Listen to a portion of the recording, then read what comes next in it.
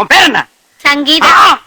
சங்கோதர வயசுல சங்கீத. திருவாரூர் பாட்டியில கூப்பிட்டாக, பொன்னமராவதி பாட்டியில கூப்பிட்டாக, அவ்வளவு ஏன் காரக்குடி பாட்டியில கூட கூப்பிட்டாக.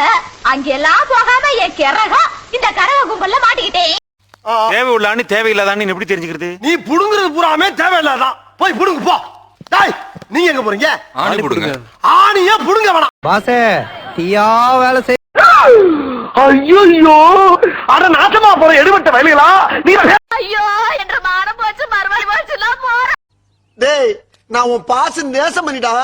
இவன் கிச்சனமூர்த்தி, நீ என்கிட்ட வேலை செய்யற கோபாலு லேபர்.